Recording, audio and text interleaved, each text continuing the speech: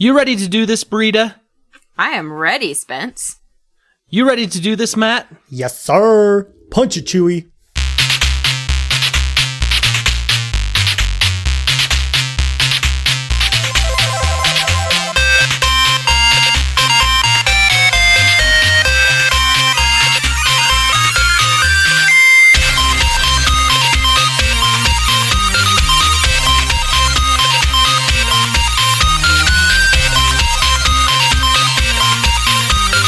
Welcome, super friends, to the Fortress of Nerditude podcast, a safe place to talk about all things in nerd and pop culture. I'm Spencer Stapleton, and my co-pilot is Matt Shaw. We're two nerds that just refuse to grow up. Thank you for joining us. This is episode 149. We release every Thursday morning. You can find us on the website, fortofnerd.com. We have links to iTunes, Google Music, Spotify, YouTube, Stitcher, basically everywhere podcasts are available. Stop by and relax a while. If you like what you're hearing, hit that subscribe button and get us automatically each and every week in your ear holes. Matt, it's been another week. Glad to be back here with you. And we've got Britta joining us this week once again. How are you, Britta? I'm good. It's nice to be back. It's been a while. I know you've ducked out the last 2 or 3 movie clubs we've done. I have a busy life. I have things to do. Well, why don't you tell us about that busy life? What is going on? What's new with you? Probably the biggest, newest thing, which really is big and new, is we have new furniture. Mm-hmm. And I'm so excited about it. We got a new couch and love seat set for our family room, and we got a new mattress for our bed because we haven't replaced it since I was pregnant with Charlie, and that thing needed to be replaced. It was old and uncomfortable. Literally, springs were poking through, busting the box spring. Terrible. So, yeah, so we got some new couches. We've been looking at them for a while. And finally, one day, Spence just said, I can't take it anymore. Well, really what it was that the couch busted and like the metal supports and the frame broke. And so, like, if you sat on 1/3 of the couch, your butt literally was sinking almost to the floor. Yeah. And it was uncomfortable. It really hurt. That would be. And the cushions were being ripped off because we mistakenly, unknowingly, as young parents of a newborn and toddler, we bought couches that had the cushions sewn into and attached to the couch. Poor decision. All you parents out there, just don't do it. Just don't do it. Destroyed them. Well, you're too late now. I know. Well, now I have new couches.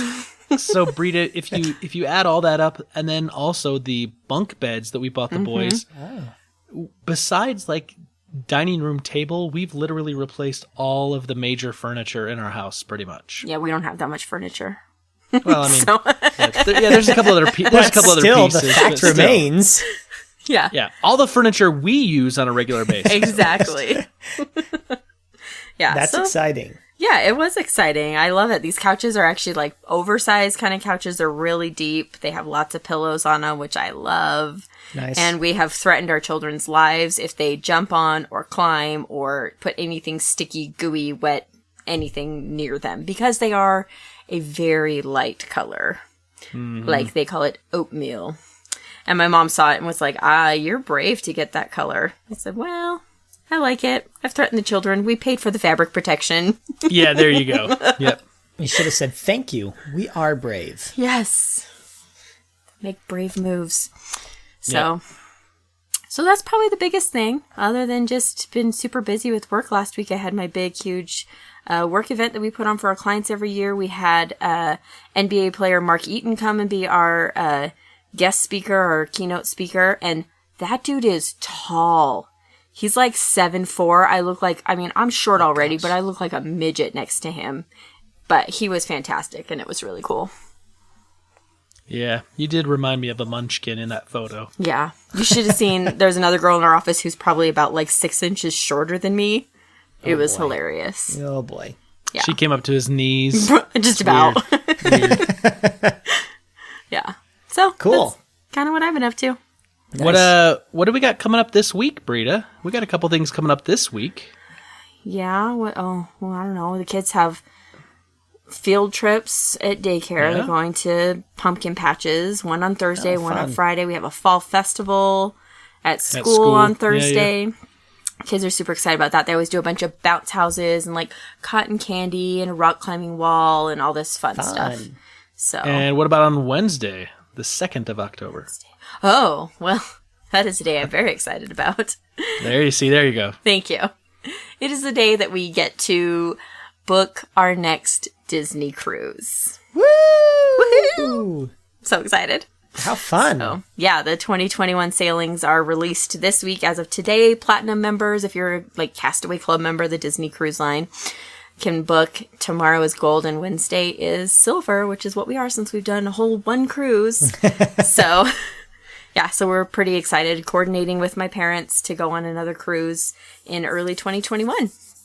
Really? Yeah. You should join us, Matt. Yeah. You know, because we all early paid that deposit. 2021. Yeah, I remember that. We thought Yeah. about doing that, and then we didn't do it. So I know you should have, but you should still come with us. It'd be super fun.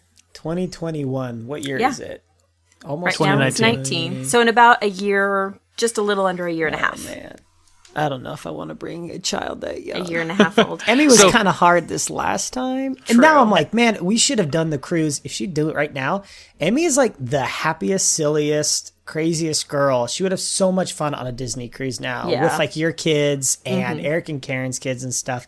It would be night and day difference. But you know what? You win some, you lose some. And that one we but lost. Think about it. A year and a half from now, though, she'd be old enough to go to the kids club. Oh, I'm all about that. I'm just Yeah. talking Just the about baby. Lando. Yeah, but Lando would be like 18 months. He'd be like what Emmy was. But maybe he'll be away. an easier baby than Emmy. True. I don't believe You got a really hard one. You might get an easy one. I'm just saying. Sometimes it works like that. Sometimes, yeah. I mean, Yeah. look at Lando in the movies. He's smooth, he's suave, he's He easygoing. is. So maybe you'll get an easygoing baby. I hope so. I'll pray for it. do. I'm afraid to pray for it because if it doesn't happen, my faith in God will be shaken. Maybe that's a lack of faith to begin with. I don't know. But yes, so we're still on Lando Watch 2019 over here at the Shaw House. That's pretty much, when you're this close, this is pretty much all we think about. That's it. Every day, every time she's like, ow, I'm like, contraction. Maybe this time. Is it happening? She's like, no, he just kicked me. I'm like, It's I'm excited for you. I think I checked in with you, like 3 times this last week? Yeah, it was like, So is she dilated at all yet? yeah, she was at a 2. Okay. And Well, that's nothing, things but were yeah. moving along. I mean, he was confident that we wouldn't make this next appointment, but the appointment's Wednesday morning, and it's as Now, we're when you say recording this, it's he, Monday. do you mean Lando or the doctor? I spoke Lando with was Lando yeah, through he's Morse confident. code. He was like, Dad, I'm coming before Wednesday, I promise. And now I think he Nice. might be a liar. So we'll see. But that's He's a rogue. He's a smuggler. Come on. so we've been Doesn't play by prepping the for that, rules. and my mother-in-law comes. All of our mother-in-laws. Well, No, My not, mother. and one mother. Yeah. She's Your coming on mother-in-laws. Wednesday, so we've been prepping their room because my father-in-law's coming a few days after that. And just waiting, man. Just nothing super exciting this weekend. I mean, every weekend now for me, it's just college football all day Saturday. But it's fun to have. It's starting little traditions with Emmy. She knows what day is. She calls it BYU Day because we're BYU That's fans here. awesome. But she gets real excited. So when she wakes up, because I get her on Saturday mornings and random days, but she knows every Saturday it's Dad's Day. So she gets up, she gets so excited, she jumps out of bed and she says BYU Day. She throws her clothes off, she puts her cheerleading outfit on, and she goes to Dad's office because that's where we keep our flag. And she goes, "Okay, we take the flag now." We take the flag outside and we sing the fight song, and then we run to the car and we go get donuts. Anyway, it's a lot of fun. And Awesome. Jesse just sleeps, so we get some time together and we get to have a good time. So it's like the best part of my week because she gets so excited to have Yeah. daddy time. And she lets me watch College Game Day for like 3 hours. And she That's just kind of awesome. colors, or she'll watch it with me every once in a while and talk about it. So that's honestly the majority of my Saturday is hanging out with Emmy watching football. We ever told you what the boys call Saturday here in our house? What? Stay home day. That's good. They call Saturday and Sunday stay-home days. Like, Daddy, on our next stay-home day, can we do this? Because they just go to school and daycare every day. Right. So, yeah. Yeah, it makes it different, and so it's a lot of fun. So it's pretty much our lives is waiting patiently for the child to grace us with his beautiful presence. So we're hopeful. We're hopeful it's coming soon, but at the very latest, a week from today, she's scheduled. So it'll happen a week from today at the latest. Sure. Right. Our doctor's really good about pictures. that. Yes, and you will receive pictures. I can't promise the time frame because, baby comes and the last thing I'm thinking about is let's take a picture and send it to the family. My mom will think about it. Oh, I know. I will receive. You will receive messages from your mom because she'll be there. And I just told Matt he needs to text me directly and let me know because otherwise I won't hear about it until like hours after. Yeah, because no one puts you on the family text anymore. They've learned. That's right. That's true. Sometimes I'm left off too, and I get a little bit, I always put you on. Thank you. Because I appreciate the updates. I'll ignore it for hours, but I do like to go back and read them sometimes, depending on what's happening. But anyway, that was pretty much it. I did play a little bit of Spider-Man's on the PlayStation. Ooh, Marvel Spider-Man? Yeah, so I played some Spider-Man. I'm getting there. I think I'm like 30% of the way done. It gives you like a little indicator. So I'm like... So it does, however, progress.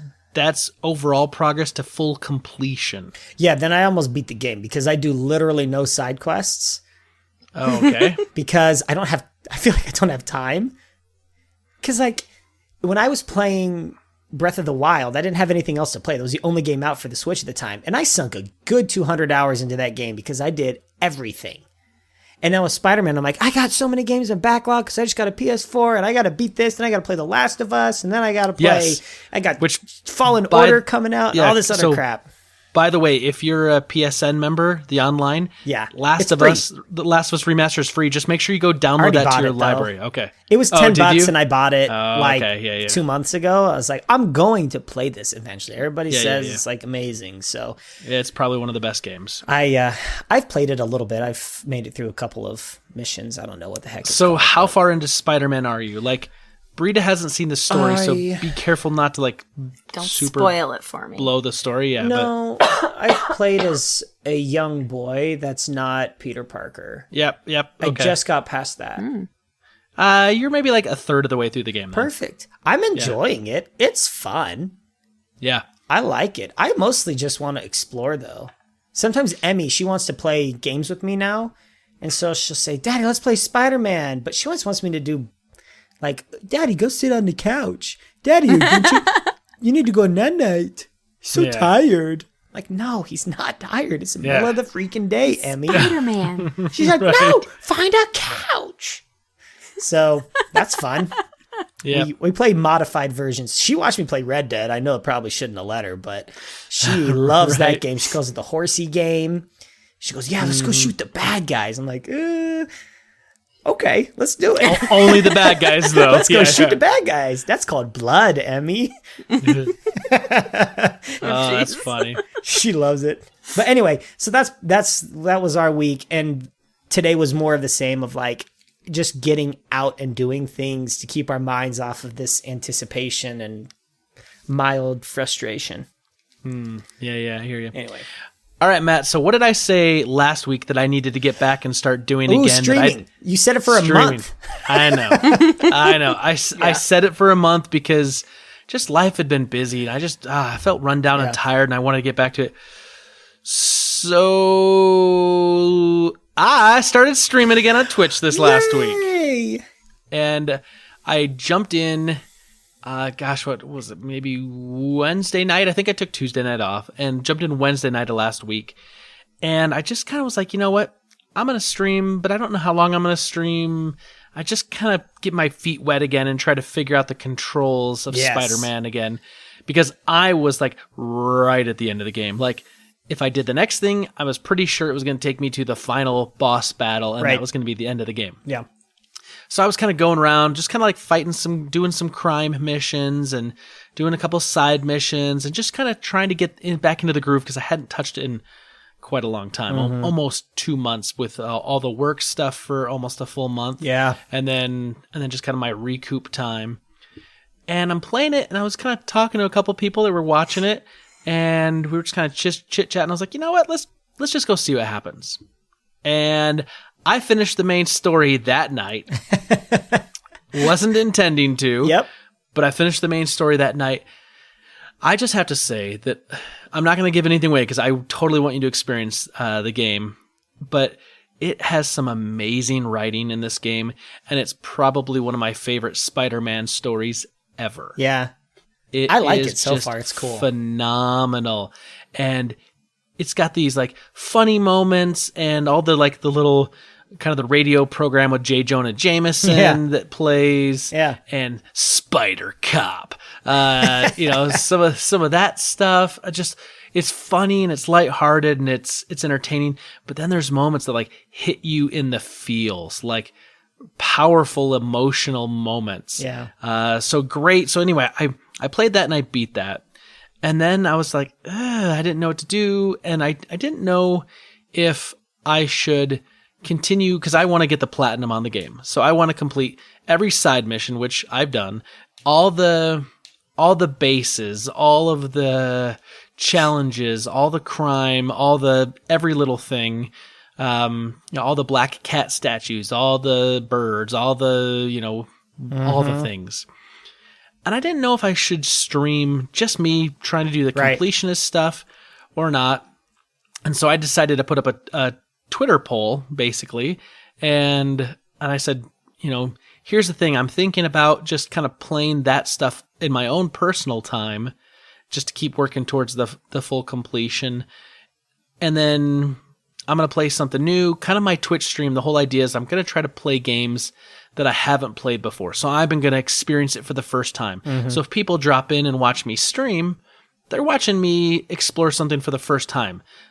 And so maybe it's a game they've already seen. And actually a number of people are coming back and watching me stream Spider-Man that had played it. Yeah. But they loved the game so much and they wanted to see my interactions with it and whatnot. And so I put up a couple options. I said I can either do the DLC or I can do Detroit Become Human because that was free a month or two back and I downloaded that to my library, or The Witcher 3 or Final Fantasy 8. All games that I own that I have not played. Mm-hmm. And overwhelmingly, like 55% of the vote was for Spider-Man DLC. Oh. And then there was quite a good chunk for Detroit Become Human, and then Witcher 3 and Final Fantasy 8 were kind of like tied down like the bottom third maybe. So I started then streaming the DLC. I completed 100% of the first of the 3 chapters of DLC on stream this last week. And I will be picking that back up tomorrow, starting chapter 2, which will be Tuesday night. So I know when the podcast releases, I would have been streaming it for a night or two already. But I'm gonna continue streaming the DLC until I'm all the way done with that, and then I'll pick and have the super friends, the Twitter followers, help me pick the next game. Cool. So a lot of fun. Got some new Twitch followers. So if you're interested, if you listen to the podcast and you're interested at all, I'm streaming on Twitch TV/sstapleton79. It's the same thing as my Twitter handle. If you're not that big into it, but you want to just, toss me a little love, you can log on to Twitch and just toss me a follow. Either way, I'd love you to drop in, chat with me. I try to keep a running dialogue and a chat going with whoever's there. Talking about life, talking about whatever, talking about the game. So I did that this last week. Britta said we got the couches and the bed, so I'm not going to go into that. That was a lot of fun. I did have to work on Saturday for like half the day. We had to take the power down at the office the electricians had to do some work, so I had to take all the servers down. And then when they came back up, we had a few things that didn't come up quite right, so I had to go fix some things and figure all that out, and it just ended up taking way too long. Got it done. I mean, at the end of the day, not too bad overall, but I just was hoping for like an in and out sort of thing when I turned everything back on. Yeah. And instead of being there for 15 minutes, I was there for like 3 hours. So. Jeez. Not too bad, honestly. Like in the IT world, that's not too bad. It's just I wish we didn't have a few trouble spots that we had to figure out. Right. But because I would have rather got a little more personal stuff done on the weekend. But Saturday night I had a poker night with some old buddies of mine. Nice. And made some cornbread and took it over. We had ribs and just had a good time. Laughed at each other. Made stupid jokes. Ate ribs and cornbread and just. What a barbecue manly stuff thing to do. Right? Ribs and cornbread and poker. And Texas Hold'em poker. Yeah. So, yep. So did that. But Britta and I are watching a show. I was late to the party. I watched most of the first season on Hulu. Oh, I know. The second season just started just now. Have you been watching The Masked Singer at all? No, but I keep up with Love it. who's getting revealed because I'm unmasked? interested in who they got kind of a thing, ooh, who'd they get? I have not taken the time to sit down and watch it though. No. It's fun. Like I kind of looked at it, I was like, another reality singing show. Da-da. But it's surprisingly entertaining and it's fun to see sometimes music professionals, like in the first season, Gladys Knight was in there and she was killing it. She was just singing modern songs, which are not her genre, but she was loving it, and it was awesome. And you could tell it was a professional singer, but then other times people sing, you're like, this person's not a professional singer. They're like an athlete or a comedian or an actor or something. And so it is kind of fun to see some of these people take their mask off and see who it really is. And you're like, wow, they did a lot better than I would have expected or whatever. Yeah. So we've kind of been watching that, and I got to tell you, it's pretty addicting. It I'm really afraid is. of that. I don't have time for another addicting show. Ken Jeong is one of the judges, and I love just watching him. I could do without all the other judges, but I just love seeing him screwing around up there. Yep. Well, and it's fun because in a number of episodes last season, and I know in a few episodes this season, they're bringing back. Oh my gosh, my brain just stopped. What's his name from Community with Joel Ken McHale? Jeong? Yeah, Joel McHale. Yeah, Joel McHale. Yeah, he was on 2 or 3 episodes last season. Well, I'll watch it. They've shown that they're bringing him back to guest judge this season too, and the two of them together are just hilarious, and it's just very entertaining, and it's a lot of fun. Cool. Yeah. Yep. All right. So anyway, all right. And so Emmy Super would Friends, love it. Oh, she probably would. Oh, dude, Yeah. She loves totally singing would. shows My and kids dancing shows. love it. Yeah. So So Super Friends, if you're not watching that, go give it a view. It's actually pretty darn good. yeah. What is it on NBC? Fox? No, Fox. Okay. We're watching it on Hulu though. Gotcha. So it doesn't matter what it's on. So we have Yeah. Hulu, and we're paying the extra, so we don't have commercials. So it's just like Oh yeah, you got to. I don't have time easy for to zip ads. through it. No, who has time for commercials? Come Listen, on. for $4 extra a month, I don't have to watch commercials. Yes, please. I know, right? Gosh. Could you imagine if your cable, if your cable package, or Offered would include that, ad-free. hey, for an additional $10, we'll cut out all the ads for you, and you can just watch it time shifted, on a DVR, basically an hour later. I totally would do that. Yep. Of course, we don't watch a lot on TV anymore. We No. kind of have it because it's bundled with our internet package, and It's pretty much Survivor, and that's it. yeah, pretty Season much. 88. Can't believe that show's still going. 39. That's Season 39. Oh my 39. gosh. Legit. Do they do it twice a year? Yes. they Twice do. a Because I was like, Yep. it's no way it's been around, 40 Yeah, years. well, it debuted in 2000, so I mean, I watched the debut season. We all did as a family, right? It was like an event. Survivor seasons, 1 through 3 or something. And then I just completely didn't. Yeah. I've I seen never every watched single an one. episode of Survivor until Spence and I got married. Really? Yeah. But I've pretty much watched almost every season since then. Oh my I've watched gosh. every season since then, but I mean, we literally have gone back and watched seasons 1 through 20 Yeah. or whatever before. I think Britta, you've seen seasons 1 through 10, and then you started around 20-ish. Yeah, we So skipped I think- a few in there, but I think you you've haven't seen it. 10 You've through seen 20. enough yeah. to get the gist of the show. I've seen enough. Let's put it that way. I've seen enough. Seen more than most. You can never have too much Survivor. You So really good. can, Okay. but it's fine. I still like it. Okay. So good. I need to start watching old seasons in the off season. Oh my gosh. No, you don't. We have enough to watch. I love Survivor. Anyway, I think it's time that we don't let those Bothans survive, and we get some rebel intelligence. And the only way we can do that, Matt, is to kill them Bothans. Kill them. I always have to let you know, many Bothans died to bring us this information. Rest in peace, you Bothans.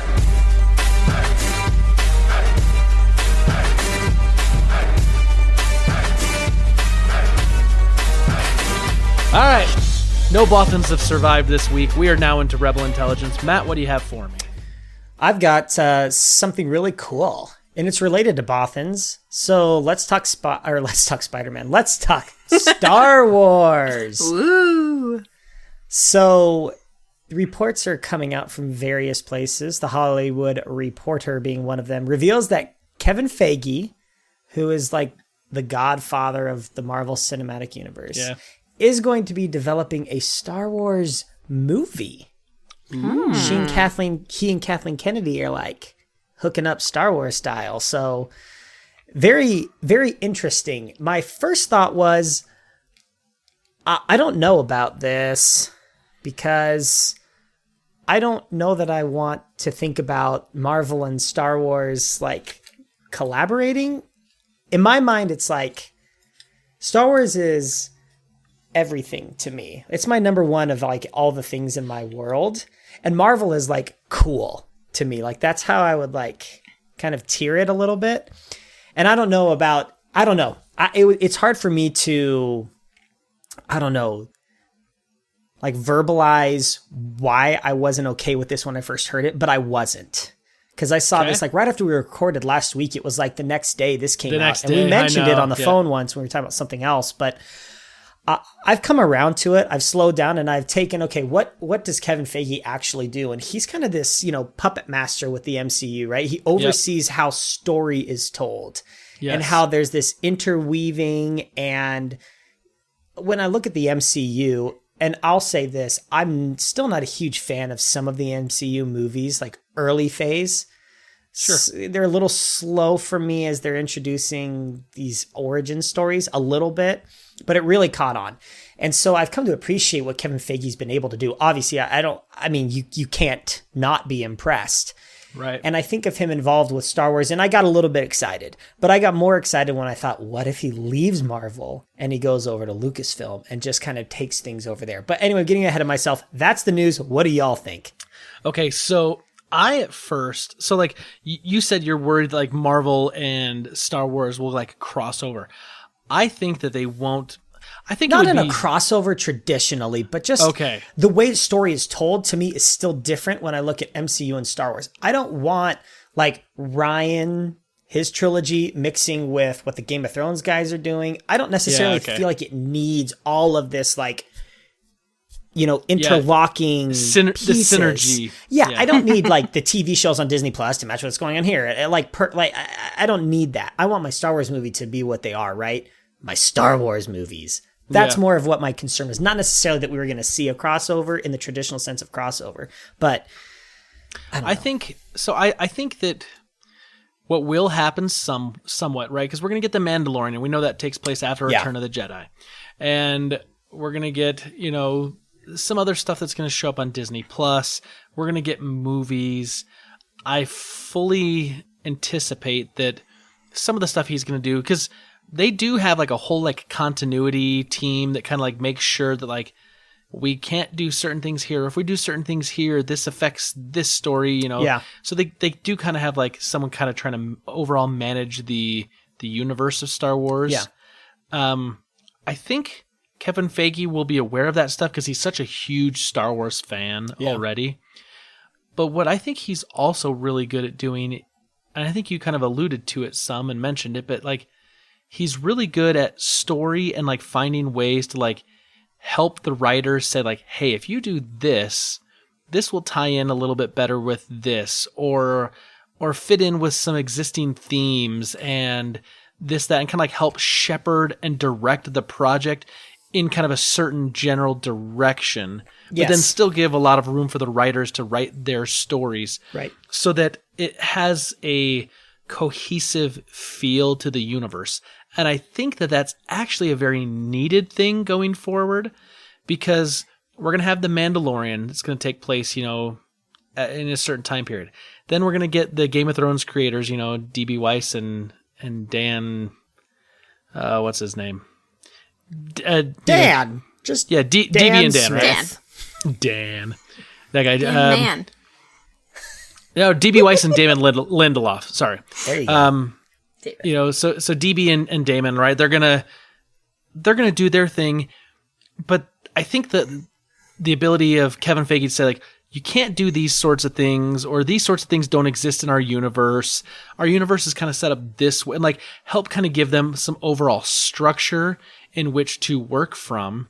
And then, the Rian Johnson stuff, give him overall direction, so that even though there'll be separate movies, there will be the feeling that they're all still in this big shared universe, and that they don't feel like complete standalones. Like, the part of the problem, I think, over at Warner Brothers with some of their DCEU movies is that even though they crossed over Batman and Superman and, Batman v Superman, Dawn of Justice, and then Justice League, like, the Man of Steel movies and those movies, like, they all, the Aquaman movie, like, even though they're supposed to be interconnected, they don't feel that way. They almost feel like they're in complete separate things, entities unto themselves, that we just happen to toss a movie together. And I think that's what Kevin Feige is going to do. I don't want to see crossover. Like, I don't need to see, like, some big storyline from The Mandalorian tie into one of the movies, and then that movie is going to tie into the... I don't necessarily need that, but I do want to have a sense of feel that all this belongs in the same universe that George Lucas created back in the late 70s. Yep, I agree with that. And I hope there are nods. Sort of like when you pay attention, I think it's in Rogue One, right? They give nods to Rebels in there. And I'm okay with that kind of a thing.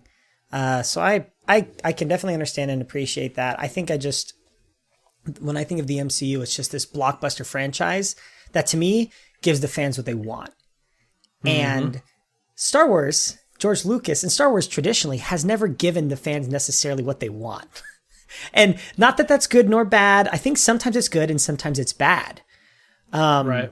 You look at it through a different lens. Every time I watch the different films, I think, I wish they would have done this.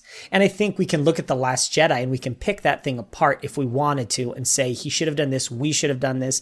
But genuinely, I haven't been able to talk about this on the podcast yet, but I like The Last Jedi. It's not my favorite Star Wars movie, but I'm not vapidly against what happens there. I was genuinely surprised by some things, and then it made me think about something in a unique way. I don't want those things to be taken away. And I feel like the Marvel movies are very much like, I know where this is going, but I'm still enjoying the ride. Yeah. You know what I'm saying? Anyway, this is not what the discussion is for the day, but we've taken way too long on this one. But do you know what I'm saying? Yep, I do. So I'm going to stay in the MCU for just a little bit here for my next thing, which was big news for MCU. And I've been dying to talk about this for like a week now, because essentially this happened like right after we recorded last week again. I don't think this is shocking news. I think this was inevitable news that I called on this podcast. Yeah. I called this and I said this very thing. But the news has been broken. Marvel and Sony made a backroom deal to once again continue to share the rights to Superman, geez, listen to me. Wow, that is Spider-Man. Yeah, that would be news. Okay, that would be shocking. That's huge. Marvel and Sony agreed to share Superman. They had no rights to begin with. However, they decided they just get it. Warner Brothers is upset. Jeez. Spider-Man. Yes. So we talked about this a little while ago, where the discussions, the dealing between Disney and Sony broke down, and basically they were like, well, Kevin Feige's really busy, and so that's what, it's not going to work out. We're afraid he's got too much. It's like, no, this is purely money, because if you remember, originally there was talk between Sony and Marvel, Disney at the time, to try to get Spider-Man to come over, and this is pre-Civil War. And the news leaked. The news leaked as part of that Sony hacking that took place right around the time that movie was made about North Korea with Seth Rogen and whatever. I don't remember the name of that movie, but it was released that, hey, there have been backroom talks between Sony and Marvel about doing this and putting Spider-Man in the MCU, but that the talks fell apart. Fans heard this after the Sony, hacking scandal and the emails were released, and fans went crazy ballistic. And all of a sudden, it dawned on both Sony and Marvel that, hey, there's something here, and this seems like it's going to be a huge thing. Maybe we should get together and figure this thing out, because we'll end up probably making, boatloads of cash. And that happened. So, of course, we have this whole thing happen all over again, and the deal falls apart, and they can't come to an agreement, and And I said, it's all going to come down to money, and there's going to be such a big backlash that they're going to come back to the table, and they're going to hammer out a deal. So, not saying I'm prophetic, but I mean, kind of. How could I not? I mean, seriously. Yeah. So, anyway, it's been reported that according to the deal, Kevin Feige will produce the film, a third film in kind of this Spider-Man kind of homecoming series, alongside Sony's Amy Pascal, which is, the current, people. Currently, it's been given a release date of July 16th, 2021, so this still puts them on the every 2-year Spider-Man schedule. Tom Holland's iteration of Peter Parker will continue in future films in both Sony's Spider-Verse that they're trying to build up, potential movies, and Disney Marvel Cinematic Universe. So, Kevin Feige said, I'm thrilled Spidey's journey in the MCU will continue, and I and all of us at Marvel Studios are very excited that we get to keep working on it. Spider-Man is a powerful icon and hero whose story crosses all ages and audiences around the globe. He also happens to be the only hero with the superpower to cross cinematic universes. So as Sony continues to develop their own Spideyverse, you never know what surprises the future might hold. So, originally we know that Disney took 5% of the box office earnings for the 2 films so far.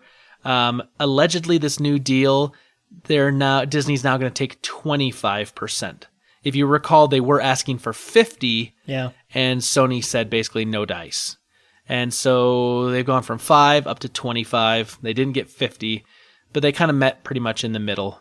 So it's been back and forth. This is a good deal. This is a good deal for Spider-Man fans. This is a great deal for Sony, in my opinion, because there's no telling if they would actually get their Spideyverse really off the ground without the man they're naming their whole universe after, the Spider-Man universe, right?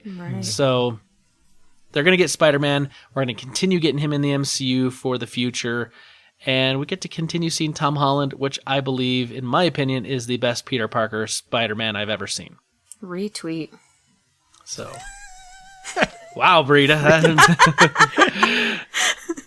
I know. I think it's fantastic news. I was hoping, we talked about this on the podcast, and we called it BS when the news was released. All this backdoor, backbiting each other. It's his fault. It's her fault. It's their fault. Whatever. We knew this was going to happen.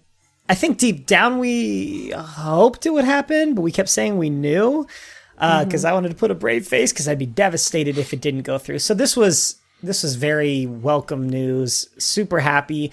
I am also interested to see how Tom Holland interacts with this Spider-Verse too. What these movies they're putting out, they're dark, and Tom Holland's Spider-Man is just not. I don't know. It's going to be really interesting to see it kind of come together. And I don't know. Kevin Feige says, who knows what surprises? I don't know. Maybe we'll see other things make its way into the Spideyverse that maybe we weren't expecting to see there. I don't know. I just want to point out the humor in the fact that you talked about Kevin Feige doing a Star Wars movie and kind of being over, some of that stuff. Yeah. And then in the next one, I'm like, Sony and Marvel worked out their deal, and apparently they're concerned that Kevin Feige's working on too many things, that he wasn't going to have time for this. Yep. And then, by the way, now he's also doing Star Wars, and now that the money works out, that concern's kind of out the window. Yes. We're fine with it. Oh, boy. I mean, no one believed that. Come on, Sony. Nope. Come on. Nope. But I'm happy. I'm It's super awesome. happy. This is great. This is great, and I love it. Yeah. It's awesome. Britta, what do you have for us? Okay. Last thing in Marvel. Okay. Okay. One more. So, it's being reported that Marvel's Disney Plus shows, they're going to be on their new streaming network, like Falcon and the Winter Soldier and WandaVision, are going to have budgets comparable to Marvel's MCU movies. So... I'm assuming the regular movies, not the big crossover event movies. Probably. I don't know. But basically they're saying like, meaning something around like 100 to 150 million for a season. And that's with 6 to 8 episodes. That's roughly 12 million to 25 million per episode. So to compare, right, to like the Marvel Netflix shows, like Daredevil, Jessica Jones, Luke Cage, like all those, Iron Fist, those have a budget of about 200 million, which is about 3.8 million per episode. So how much bigger for these Disney Plus shows? That's insane. Is that not insane? Yep. No, that's a lot per episode. Yeah. I think That's it's what I crazy. expected, though, to be honest. Right. They would have to give these properties the full, like, MCU treatment. It would be weird to watch, I don't know, because, like, you can tell when you watch, like, the Netflix ones, you know that they're not, they're kind of like the caliber. they're like B-sides to what Marvel is doing with the MCU. And so it's, I think it's fantastic, and I'm glad that we know that. But I think for me, I was like, I was expecting them to really blow it out. They'd have to. I don't know if I could see a $3.8 million episode of Loki, right? I just can't see it. See, I actually thought that if they did the same kind of quality that the Netflix shows did, I would actually be really happy with that, because I thought they were very well done. Obviously, though, those shows are all kind of grounded in Manhattan, right? I mean, Daredevil's in, Hell's Kitchen, and Luke Cage is up in Harlem, and, Danny Rand, Iron Fist is kind of like down, like Midtown Manhattan, that sort of thing, right? Jessica Jones is kind of in the Hell's Kitchen area as well, I guess. But I love the production value of those Netflix shows. I thought they were great, but they were a little more grounded in reality as far as like locations and whatnot. Yeah. And if you're going to do like a show at Vision, how's that show not going to be a ton CGI? Yep. Right. Right? I mean, it has to be. Yeah, and when you think about it, I mean, it does kind of make sense that they're spending this much, because like an MCU movie is like what? 2.5 hours max? Yep. Yeah. And a whole season of one of these shows is like at least 6 to 8 hours. 6 to 8 hours. So they're spending the same budget on 3 times as long, basically. Right? So, it kind of works out. So they're still going to have to figure that out. But, I mean, I guess they said that, Kevin Feige has been holding meetings to discuss how to make sure that the visual standards of the films are maintained in the shows. So they're going to kind of make sure they look the same and feel the same and, are kind of comparable to the movies, I guess, which is kind of fun to be able to, look forward to some TV that's going to be movie quality, I guess. Yep. Yeah. So November 11th. Can't wait. Whoa, yeah. So I'm going to give probably the biggest, most shocking news of the entire podcast right now. And that's, and that's that, guys, just hold on to your butts, because this is going to be intense. Nice.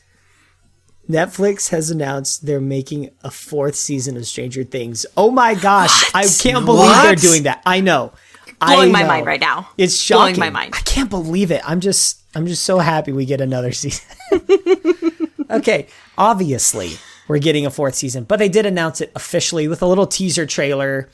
And it's like, oh, look, it's Stranger Things 4. And then it gets dark and you're in the Upside Down. And then it's like, we're not in Hawkins anymore. And you're like, oh, this could be cool. So obviously they're teasing the fact that the new season probably doesn't take place mainly, at least in Hawkins. If you've seen the end of Stranger Things 3, Hawkins can't be home base. I mean, it could be, but it would have to be some weird story elements that would make that happen and force that to be an important place. So this makes perfect sense to me. And I'm excited. I mean, it kind of alluded to maybe we'll see more of the Upside Down too. The fact that we're going in there and we're not in Hawkins anymore. Maybe we'll see more of that, because we saw basically none of it in season 3, which Right. would really be my only knock. I loved it. It was amazing, and I don't care that I didn't see it. But now I'm like, oh, I wish I would have seen more of the Upside Down like we did in season 1. That was cool. But maybe I would expect that we will see more of the Upside Down. At least that's what it looked like to me. But very cool, very surprising. Yeah. I saw that maybe like an hour before we recorded. Yeah. And I was like, ooh, that's cool. No release date on it. 2 years at least. We won't get a release date, I think, for probably a few months yet, and then we'll get some information and a release date. I'm a little worried, though, because I remember reading an interview with the Duffer Brothers a while back that they said that they thought that they maybe had 4 seasons in them. Mm-hmm. And I think that they could probably do a good 5, 6, maybe even 7 seasons of this show, because it's so well done. It's so well reviewed. Yep. There's a lot of other stories they could tell. You know, we kind of had a little more coming of age in this last season, and you know, you could get them into the high school years, and you know, kind of right. You know, some of that stuff going on anyway. Yep. And you know, kind of where the events of the last ones left off. There's plenty of story that could be done. I'm just a little worried because I haven't seen anyone else recently talk about longevity of Stranger Things. Right. And so all I have to go back on is an interview a few years ago where they said they think they got 4 seasons in them, and then they don't know anything past that. So yeah, I personally, I hope it ends at 4 or 5. And I say that not because I don't love Stranger Things, because Stranger Things is easily in my top 5 shows all time. And I probably make that claim a lot, actually. But anyway, it really probably is in my top 5 shows of all time. But I want to see what the Duffer Brothers can do outside of Stranger Things. They're creative, they're new, they're young, they're cool. I want to see what else they can do outside of Stranger Things. I want to see them make new content, a new show, whether that's on Netflix or on another platform or a movie. I just think that they've got this really cool, different feel. And I'd like to see them stick the landing, do the things that J.J. Abrams can't, because you have to automatically make that comparison just because of Super 8, I think, and they draw inspiration from that movie and J.J. Abrams, and the style is, to me, somewhat similar. And I want to see him stick the landing on Stranger Things and then try something, I don't know, something different and new. Yeah, I just don't want to see them extend it too long to the point where the story just is too weak. Yep. You know, because at this point, it's like, okay, how much more can we get out of these demigorgons and, you know, mind flayers and all that kind of stuff? Like, I feel like it's starting to get to the point where it's like, okay, why is everyone still living in Hawkins? Right. Why is this happening? Like, you know, so I think 4 seasons would be great. If they go beyond that, it just would really depend on what sort of story they're actually following. Yep. For me. Agreed. Yeah. all right, so I'm going to move on to my last thing that I've got. And I'm not going to go into a ton of this because there's a lot more that a lot of people aren't going to care about. I'm just going to hit the two real big highlights. So this last week, Sony did a state of play for the PlayStation to highlight some upcoming games. They did not talk about the rumored PS5 at all. They didn't touch on any of that, and they said specifically they weren't going to. We did see a limited edition Death Stranding PS4 Pro bundle that's coming out this November that looked really kind of cool. This like dripping handprint kind of design. I don't know what that game's going to be about. I mean, it's about babies. Yeah, I have no clue. Wombs. Like, if you look at this thing, like it looks weird. It looks maybe could be creepy, but it could be some sort of, could be like an action adventure type of game, but it could be like a horror-ish kind of game. It could be some sort of like walking simulator story development kind of game. I don't know. Yeah, totally. Lots of different things, but it's, it is what it is. It's a Kojima production. He's super secretive on what this is going to be, probably until the day it comes out. And I think the game just went gold, which means like they're now ready to start printing discs for it. But the big thing that was announced that, oh man, could I not be more excited for, and was patiently waiting for this to happen. Naughty Dog, one of my favorite publishers, started teasing that there was a big announcement coming, which happened to coincide right with Sony's State of Play. We got a much longer game trailer for The Last of Us Part 2 that showed Ellie, and it looks like Ellie's struggling with some of the events that are going on currently. Joel is nowhere to be seen, which was similar to the first one through almost this entire trailer. And then he shows up at the very, very end. I think this quashes the rumors that Joel is actually dead. And, you know, because we see him briefly in that first little trailer, that he's just kind of like in her mind. But some people still don't believe that he was actually there in this trailer, which I think is wrong, because you see him actually grab her and kind of silence her. And that would be a really weird mental thing to do. Yeah. Anyway. But then also, Neil Druckmann, from Naughty Dog has basically said that Joel's going to play a very big part in this game, and he may not necessarily be a playable character. I don't know yet, but he's going to be in this game. So I don't think he's dead, which is great. I love that. But they did announce a release date, February 21st, 2020. So mark it down on your calendars. That's a day to take off work if you're a fan of The Last of Us, because you're going to want to get on that right away. Huge announcement if you're a gamer. Huge announcement if you love story games. Matt, I'm so excited that you picked up The Last of Us, because that's a game that needs to be played at all costs. And so I hope once you finish Spider-Man, which is excellent, and I highly recommend like doing the side missions and all the little extra things, because it's so much fun and you'll just enjoy it, and it just kind of adds to the story. But then after that, go to The Last of Us and play that game through. It's a linear story based game. You'll probably spend maybe 12 hours tops, like start to finish, and beat the game. Right. And it is such a great story. And so I want you to do that, because I'm excited, because then you're going to want to play Last of Us 2. Yeah. And so hopefully when Last of Us 2 comes out, maybe we can do a review on that, because we haven't reviewed a video game in quite a long time on this podcast. I'm up for it, man. Now I know I got a date, though, that I need to finish The Last of Us Part 1. I'm assuming that won't be an issue, but I just get these games the catalog gets built up, and then I get lost, and I'm still trying to play Astral Chain 2 on Switch, and I just bought Link's Awakening. I'm like, how am I going to do all this? The nice thing about this is like, this is a very straightforward game, so it's point A to point B, and you'll be done. I'm like 2.5 hours into it, I would say. Okay. Because I started playing it, and I was like, well, I'm just going to keep playing this. Yes. And so I did. And so I've seen kind of what it is so far. Yeah, we'll see. Yeah. Very cool. Anyway, so big news there. Britta, what do you got for your last item? Well, I gotta tell you guys, there's been a murder. Uh-oh. And I suspect that it's Jason Bateman with the candlestick in the ballroom. Yes, that's right. The Game of Clue is back as another movie. Yay! I've been asking for this for 20 years. Not me. Nope. If it's Jason Bateman, I'm okay. I love the 1985 one with Tim Curry, because it's one of the funniest movies ever. I absolutely love that. But I'm excited to hear that right now Jason Bateman is in talks to direct and potentially co-star alongside of Ryan Reynolds in a new adaptation of Clue. Yes. Now you've got me interested. We talked about Ryan Reynolds last week, and I was like, I am into this. And now I'm like, Jason Bateman too?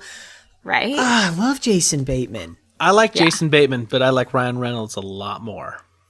I love the idea of both of them being involved with this movie. So right now, they're both going to be like writing it potentially. They're going to be working on the script together, and then Ryan Reynolds is going to be producing also with his Maximum Effort company or whatever. So, lots of involvement from the two of them. Could be really awesome. Could be very exciting. I love the old one. I hope they could do an awesome new one. There you go. All right. I mean, I'll see it.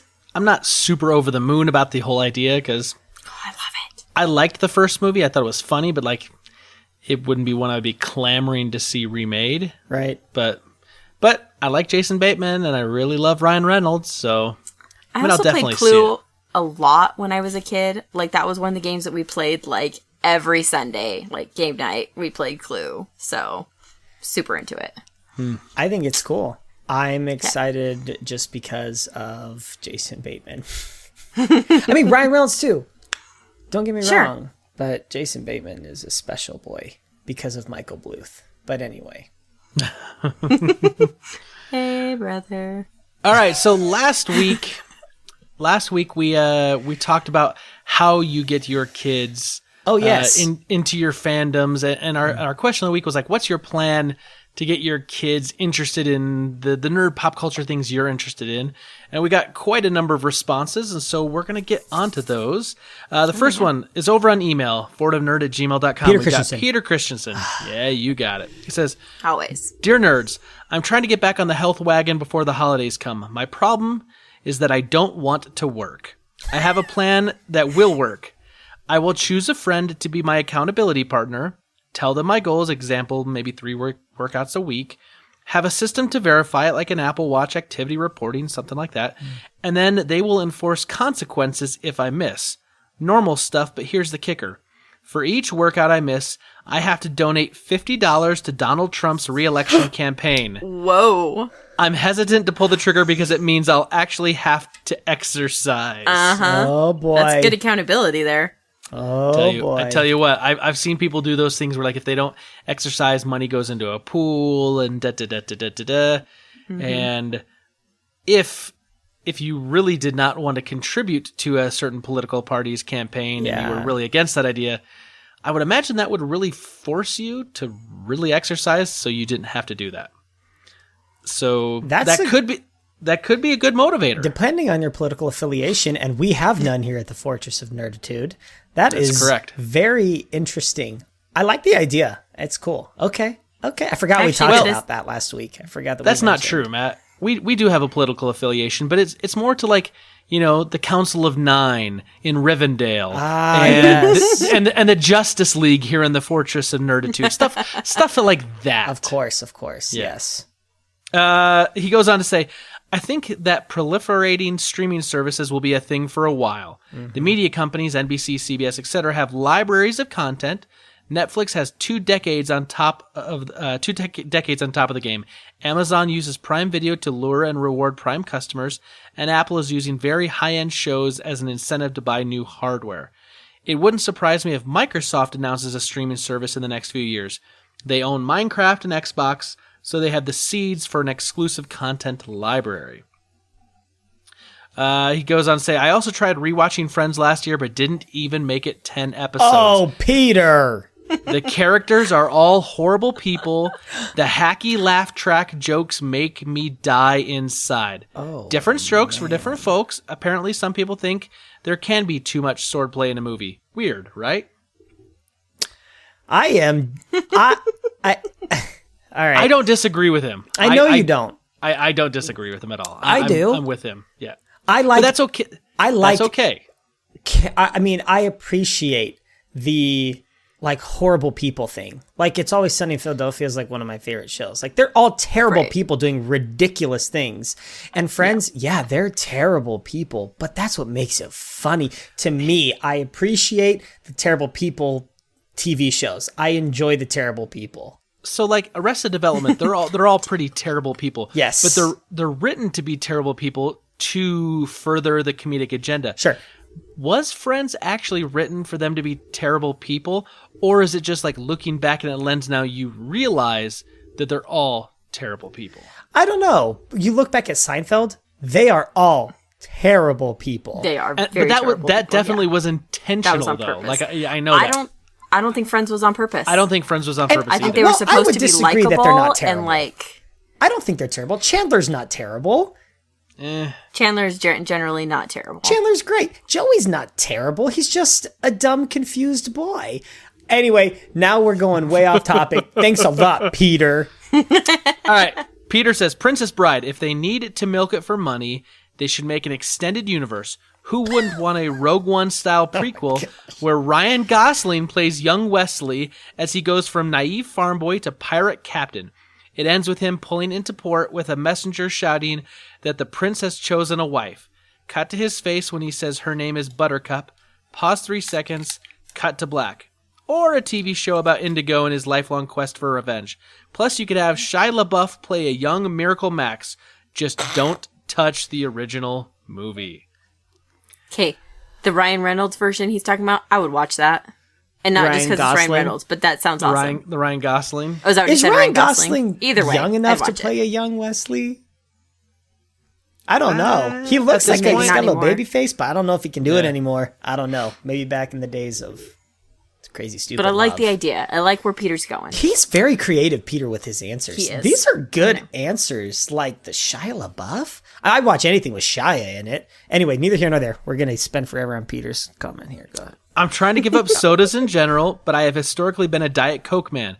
Coke Zero is surprisingly good, and I'll drink it in a pinch. Oh, yeah. I already have introduced my kids to pop culture. Our family loves going to movie theaters, and it's easier to take our youngest than to find a babysitter. So, we skip some movies that are too intense, gory, or long. But with Disney, Pixar, Star Wars, and the MCU, there's a wealth of movies that for kids, teens, and adults.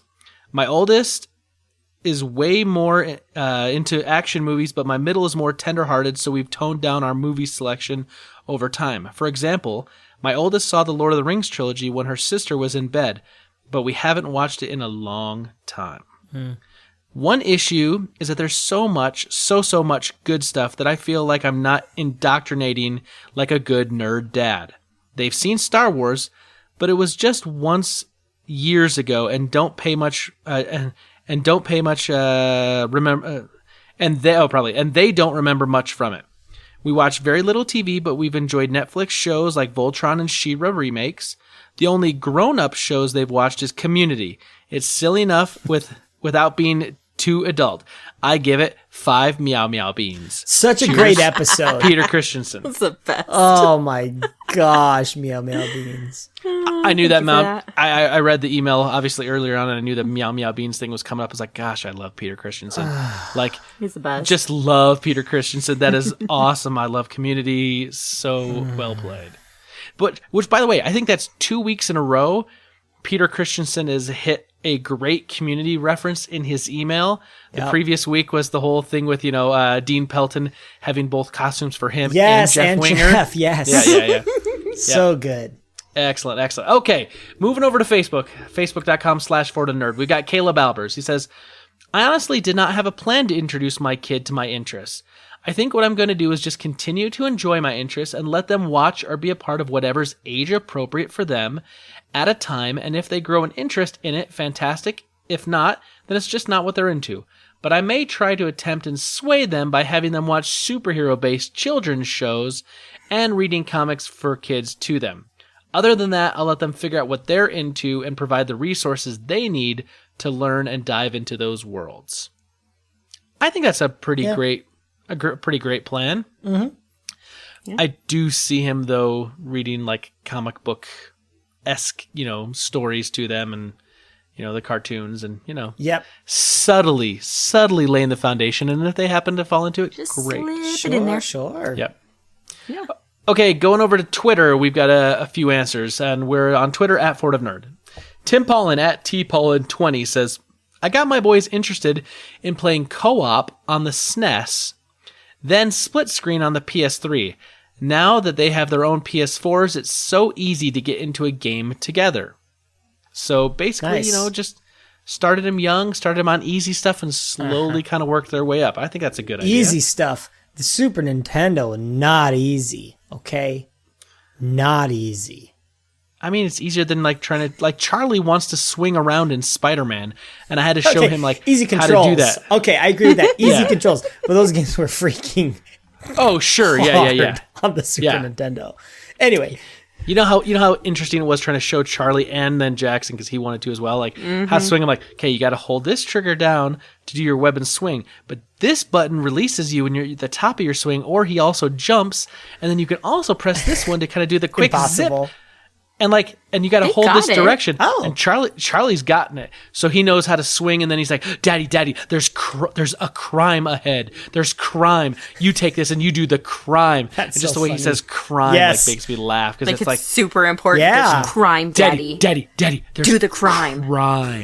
Do crime. Anyway, but Jackson has picked it up a little bit too. He's not as proficient as Charlie, but He's getting there. Cute. Network newbie at dspin67 says, my youngest son is 6, a big fan of the MCU Captain America and Spider-Man. He plays Fortnite, Mario Tennis, Mario Kart. I will be introducing him to comic books soon. So I would say 6-ish, hashtag FON answers. Perfect. So around 6-ish, which is kind of like where Charlie is right now. And then we have an answer from our good dear friend, former co-host of the Fortress of Nerditude, Stu Jones at DCow. He still listens. Stu. He says, I just lived my geekdom as I would without kids around. Katie never liked sci-fi and was moderately okay with comic stuff. Hated video games too. Mo, on the other hand, completely soaked it in all on her own. Be yourself and let them do the same. Hashtag FON answers. Yep. Love it. Love it, Stu. Love it, love it, love it. And love to hear from you, buddy. The last one we got on Twitter is LTL Mike BC at LTL Mike BC. He says, I think it's about doing it right. For instance, my 6-year-old probably isn't ready for the MCU, but he loves superheroes, so he does the Avengers cartoons and toys. And when he's older, we'll sit and watch a crap ton of movies together. Oh, yeah. So, Super Friends, thank you so much for your answers. We appreciate you taking the time out of your busy schedule to answer our fun and silly questions every single week. And it is really my favorite part of the podcast. I do enjoy hearing from you. Totally. Matt, Super Friends are out there. What can they do this week? Well, this week, just simply stay hydrated. And then while you're drinking your water, or your Coke Zero if you're me, staying hydrated, you want to grab your phone, grab your laptop, grab your Apple TV. I don't know if you can do this on Apple TV. Whatever it is device you got, just give it a try. Subscribe to the podcast, download it weekly, and give us a rating. It's a simple task. 5 Meow Meow Beans, perhaps? Yes, 5 Meow Meow Beans. We promise that if you do that, you will feel better about your life. So Wow. Please, if you want to feel better about your life this week, stay hydrated, grab a Coke Zero for me, and give us a rating on iTunes. Thank you so much. So you're saying the Fortress of Nerditude is helping Super Friends with self-esteem issues this week? Yeah, and slipping in our Coke Zero sponsorship. So, yeah. Right. Gotcha. Bit of both. There's always could I have self-interest. Come on. If only. Coke Zero now with 0 calories. Anyway, that's dumb. Sorry. Good try. Let's kill it. Kill the bit. Okay, so Matt, Britta's on here. We're doing a movie club. Yeah. Because of the big news that, I said didn't shock me, but because of the big news that Spider-Man's going to remain in the MCU, Kevin Feige's going to be helping oversee both Sony and MCU with Spider-Man Tom Holland, I thought we should go back in time a little bit and do a movie club and a review on Spider-Man Homecoming, his first feature-length foray into the MCU, because we never covered that movie originally, because it came out literally right before, I think, Avengers Infinity War. Yeah, it did. And we had some other things we covered at the time, and so we just kind of talked about it in passing, but I thought that this would be a fun thing to go back and rewatch it and kind of talk about it. Love it. So, kind of going with the Spider-Man theme this week. I should put my Spider-Man mask on. It's in the closet behind me, but I'm not going to. So, funny enough, we decided that we were going to try to watch Spider-Man Homecoming with the boys. Yep. And we had to kind of tell them that, that this is, because let's be honest, it's a PG-13 movie, and it's PG-13 a little bit for the action, but also just some of the language. Right. There's not a lot, but there's enough. Right. So, the first time Flash sees him was like, "What's up, Penis Parker?" Yeah, so good, though. And Charlie just says, "Did he just call him Penis Parker?" I'm like, "Yep." I was like, "Yep," but we don't say that, buddy. And he goes, "Oh, okay." And I was like, "Yeah, they're paying attention." Yeah, they're paying attention. Yeah. But we decided we were going to do this. We were going to try it out and see kind of how it goes, because they haven't seen any MCU film yet. Yeah. And so I figured they know Spider-Man. They've been watching these little Spider-Man cartoons on the Disney Now app. They have Spider-Man pajamas, and they got dressed in their Spider-Man pajamas, and sometimes we'll watch a movie as a family, and we call it a movie theater night. Cool. And we'll do a movie theater which basically means we lay out blankets on the floor, and they lay down on the blankets, and we pop popcorn. Yeah. We eat popcorn and we watch a movie.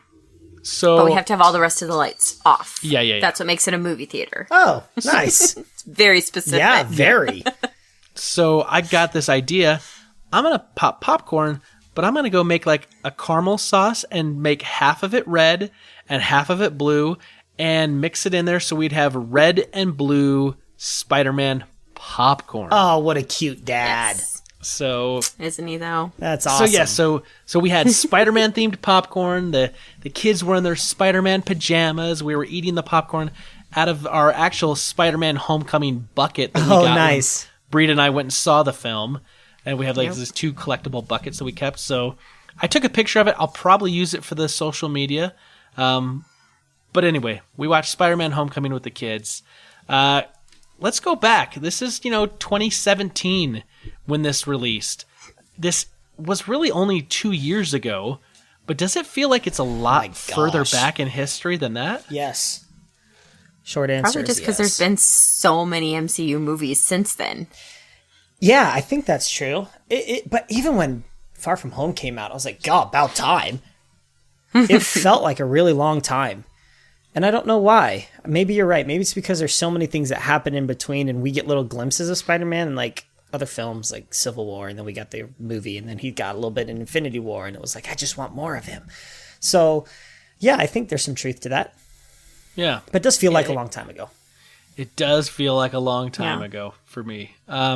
So going back and watching this film, I mean, this film was highly successful. Mm-hmm. I mean, it made like $880 million worldwide, and this is 2017. So like, obviously Far From Home did like crazy numbers also. Yeah.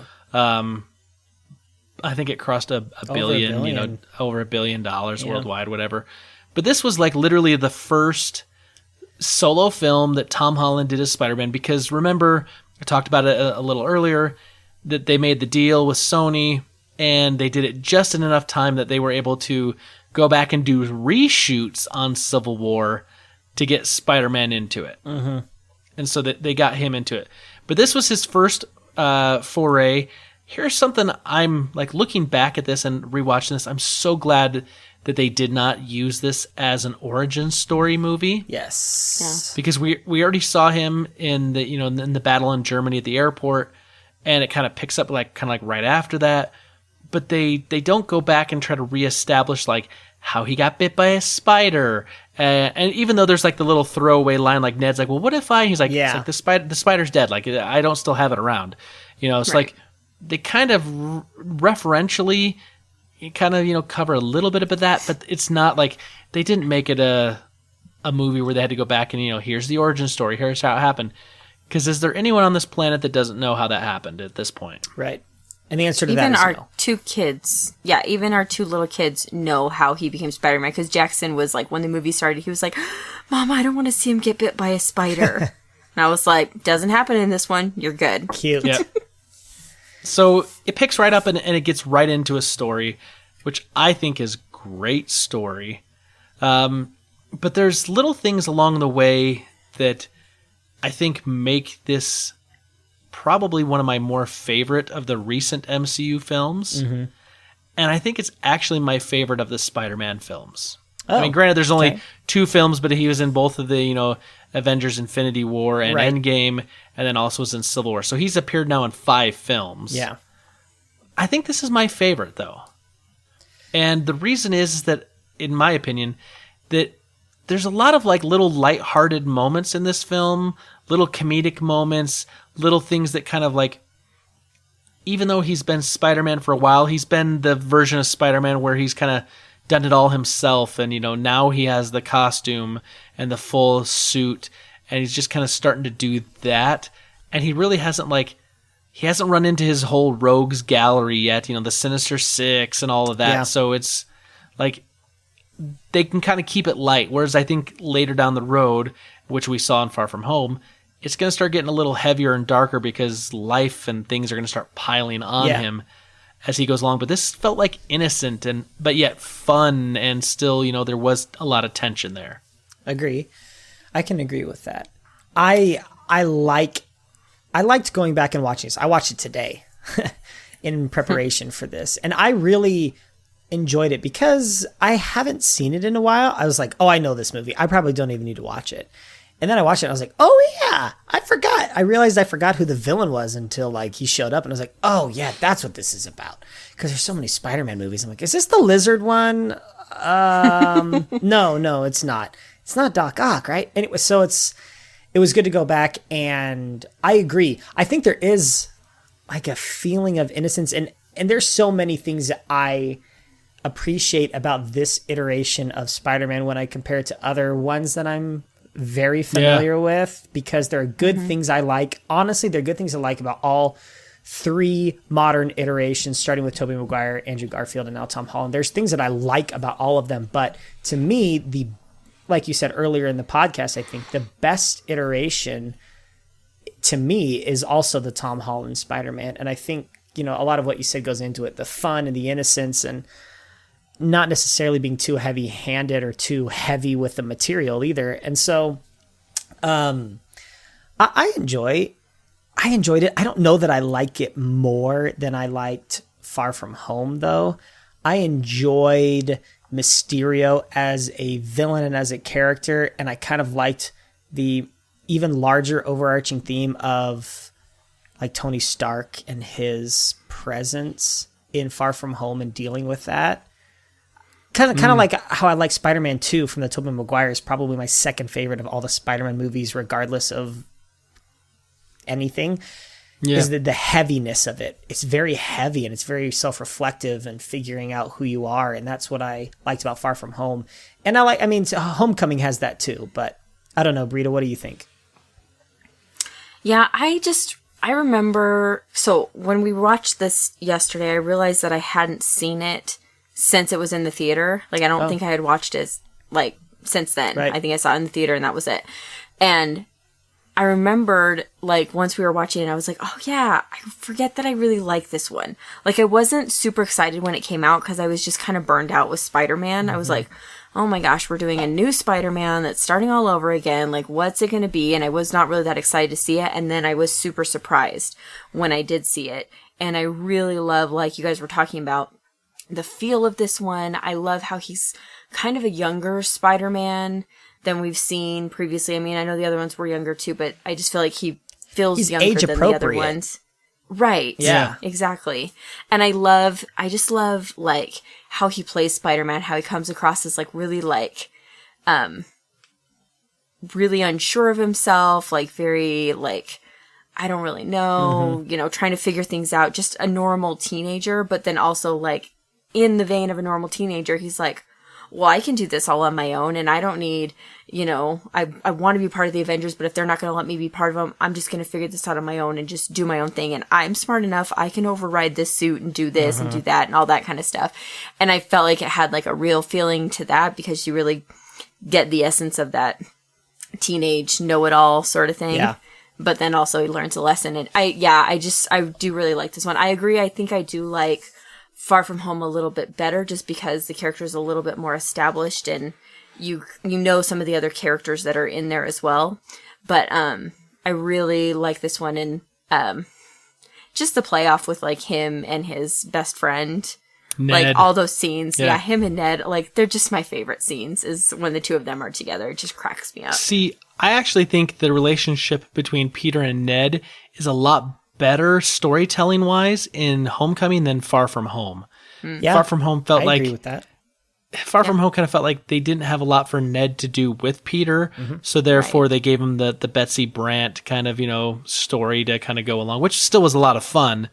But in Homecoming, he's the guy in the chair, and that's what he wants to be. Like he wants to be the guy in the chair. Yeah, and he has that one moment where he uses the web shooter and kind of helps assist Peter and save him. And like then he's like talking about this, like, and I remember when I did that thing. It's like, do you know the rest of the stuff he just did? Like he took down a Stark Avengers invisible plane, right, in order to stop the Vulture.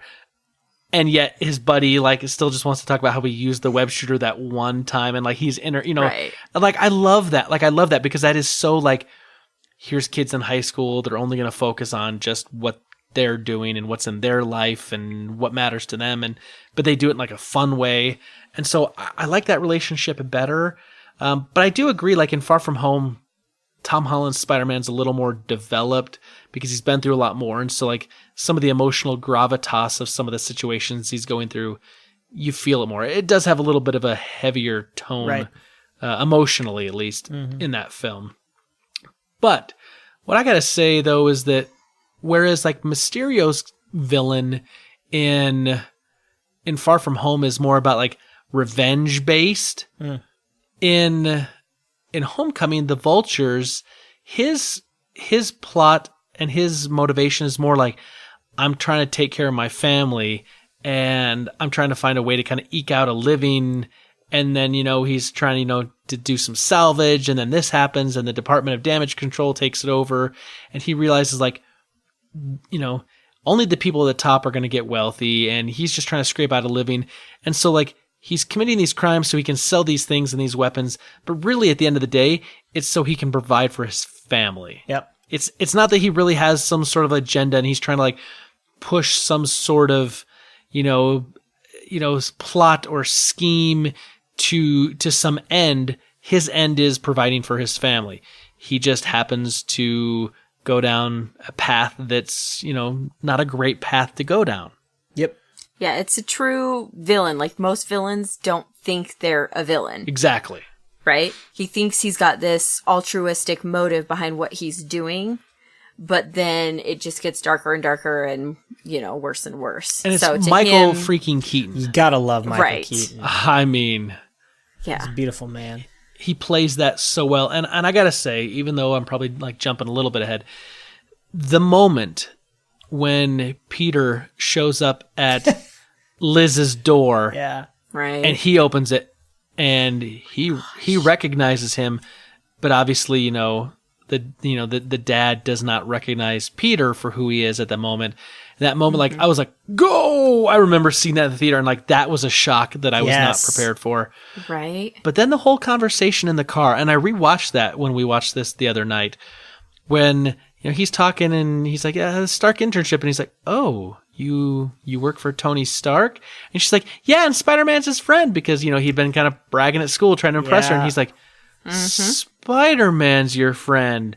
And then he's like, you have a really nice house. I was there for a party. She's like, no, you weren't. You left right away. And then he's like, wait a minute. Really? Like, you see like the wheels turning and it Just dawns starts on him. to connect. And that whole scene and the way that Tom Holland plays it and the way that Michael Keaton plays that whole scene, from when he shows up at the door to when he gets out and he goes into the dance and then decides like, I can't be a teenager. I can't do the teenage thing right now.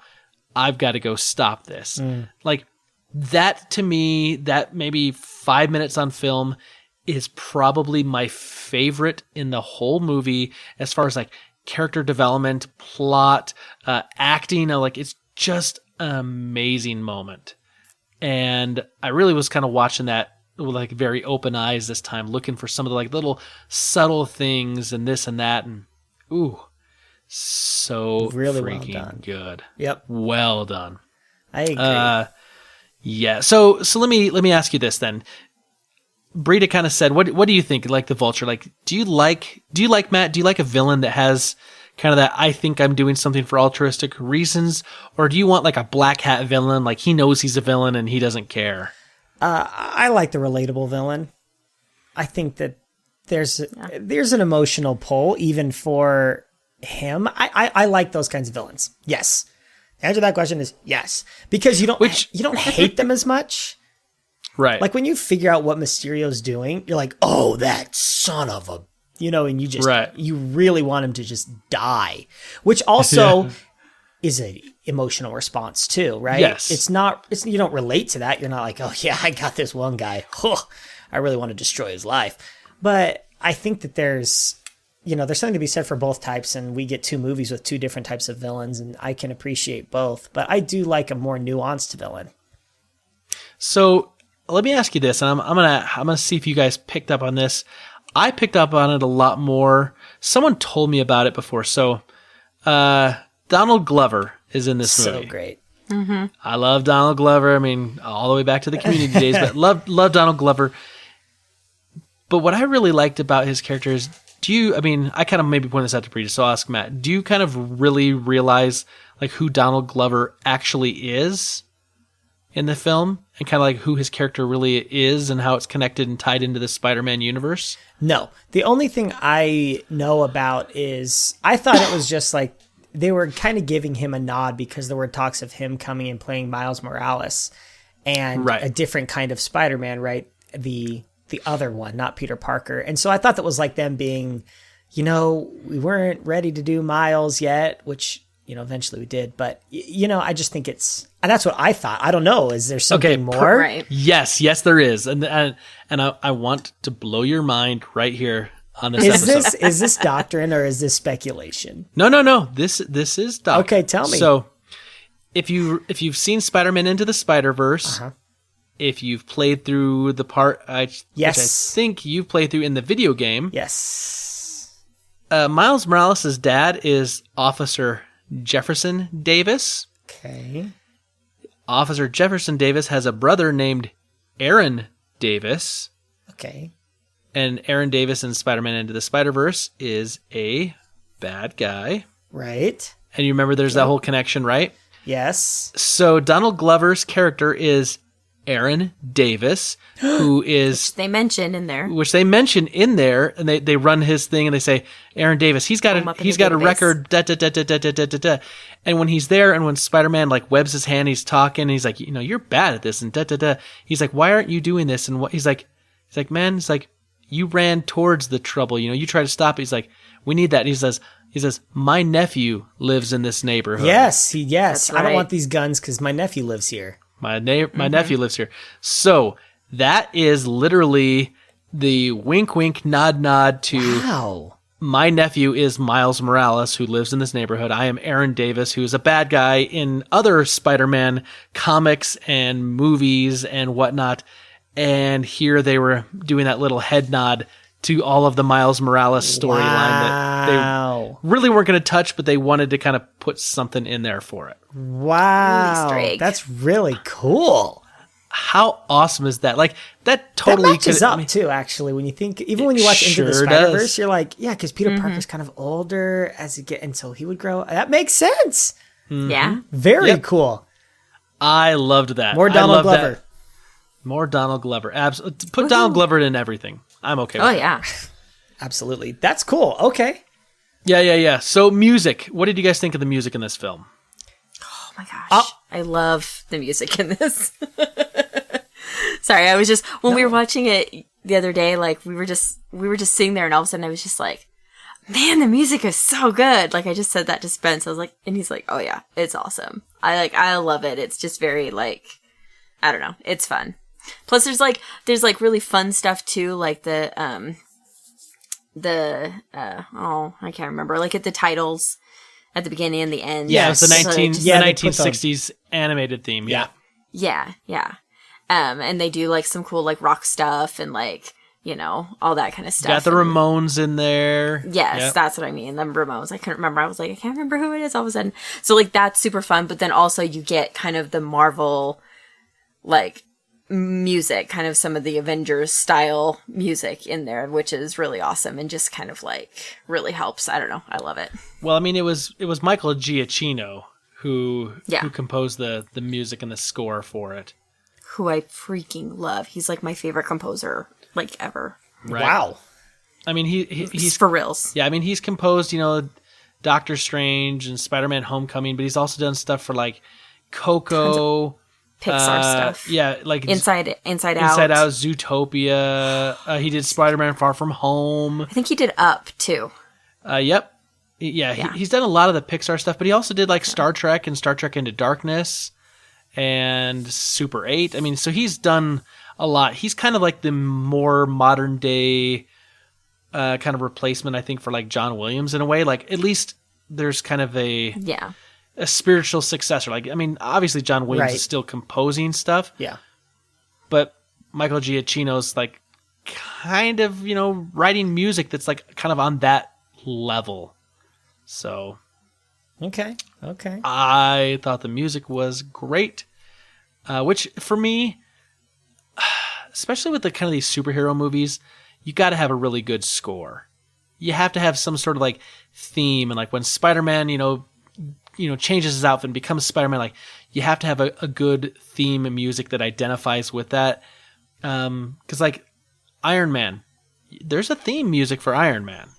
He definitely plays it's either the Ozzy or the Black Sabbath, Iron Man at the end of the first movie, or it's, AC/DC when he shows up in the first Avengers movie. So like anytime like Tony Stark, Iron Man kind of shows up, you get some sort of like 70s, 80s kind of rock, music, because obviously like that's what his character's into. And so they kind of write around that. Whereas like the Thor stuff are these kind of like big, kind of orchestral sounding whatever, and then like Cap shows up and it's all kind of this more like patriotic kind of themes and whatnot. And Spider-Man's music it just literally feels fun and light, yet there's gonna be like action in there. It's amazing. I'm just super impressed with it. I'll throw something out there. I thought it was good. Okay. But I'll be honest, I never was watching the movie and went, oh, the music's really good. But I also didn't go, the music is interfering with my enjoyability, or where's the music? And so I think that's the sign of a good score for me, is like a good score, not a great score, in my opinion. Yeah. A good score is one that doesn't take me out of the moment, but elevates it. And a great score is one that like, it's in my head and I know the themes. If you played the music, I don't know if I'd even know it was from Spider-Man. To me, it was good, but it wasn't like, oh man, like this is cool and unique in a cool way. Like when I saw Guardians of the Galaxy, it was like, oh, this is iconic stuff to mesh these two things together. Or when I watch a Star Wars movie, I know what the themes are. Like it's epic and it's in my head. But with this one, it was like, oh, cool, Spider-Man. But that's just me. You two are probably more into the music than maybe myself. I don't listen to soundtracks in my downtime. I don't choose to listen to them very often, other than Star Wars, especially when The Force Awakens came out. I was just so in a Star Wars mood that I just wanted it around me all the time. So that's just one man's opinion. It was good. No, but it wasn't you're fine. to me. Good to have a differing opinion. Yeah. I mean, you're wrong, but I mean, it's good to have a different opinion. I'm not used to being wrong. Obviously. No, that's totally fine. Like I get that. For me, I really do look forward to the score on some of these bigger movies, because I think it can really make or break a film. Like it can really add a lot to a film, almost like an additional character. But I do understand, like sometimes you can have it that a score almost gets in the way. Yeah, like they're trying too hard. Like when I watched, excuse me, I think I watched The Amazing Spider-Man with Andrew Garfield, and I was like, they're trying too hard to create tension here by putting random like gotchas, and it took me out of it almost. I was not appreciative. And in this one, there was none of that, right? Like it was swelling when it needed to be swelling, and it was quiet and just like flowed. Yeah, with and I liked it. It was good. But it wasn't like when I watch some movies, I'm like, oh, this is Danny Elfman. Like, I know who this is and I love it. I didn't even know who that composer was until you guys just mentioned it. So, but I only know like two composers, Danny Elfman and John Williams. I'm a simple man. Gotcha. No, he's just, I think Michael Giacchino, like, in my mind, can do no wrong at this point. Like, I just seriously love everything that he does. And I could just listen to it forever. And that's, so I have a soft spot for him. I get it. So most of this film was all kind of done together, right? You know, they filmed. They did have to come back and do some reshoots on the film. They did some reshoots that ended up becoming like kind of the post-credit scenes. But then one of the reshoots that they did for this, which I think added a lot of humor to it, was the Captain America President's Fitness Challenge gosh. videos. Yeah. That I loved, because they're in gym class and they're like, listen to Captain America. Yeah. I mean, I'm pretty sure he's a war criminal now, but whatever. I got to play this. The state requires it by law. Yep. And so, you get Captain America talking about, like, your body's going to go through changes. And you're just like, oh my gosh, this is amazing. Because, like, that would be like a real thing, right? Oh, yeah. Yeah, For yeah, sure. absolutely. I mean, absolutely. I think that's why that joke works so well. And I have to say, one of the more subtle things with that is like my favorite is when he's doing the gym teacher. He's talking about the physical fitness test or whatever. In the video, Cap is like, my friend, and he points to his right, your gym teacher, but the gym teacher's over on the left. Yeah. Like, it just cracks. It's just subtle and silly, but it just cracks me up. And he's like, hey. Yep. So I love that they went back and they reshot that and they got, the Captain America stuff in there. I think like little things like that really helped the overall tone of this film and provide a lot of, really good moments.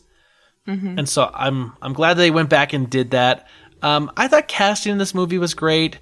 I think the reveal that, the girl that's kind of, crushing on Peter, because he's interested in this Liz girl like the whole movie. Yeah. I forgot about her. Who's Liz? Right. Right. But then you realize that this girl that's been crushing on him, that she's also kind of weird. Right. And, a little different. She goes, you hear her name at the very, very end of the movie, Michelle. And then she said, yeah, my friends call me MJ.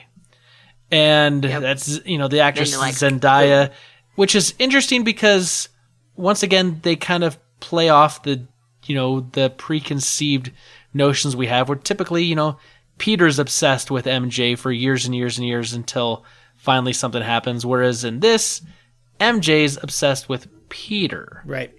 Right. And I like that. It's a nice little switch up, but in the end, it doesn't like really kind of change the whole Peter Parker MJ, thing that we've come to know for years and years and years through the comics.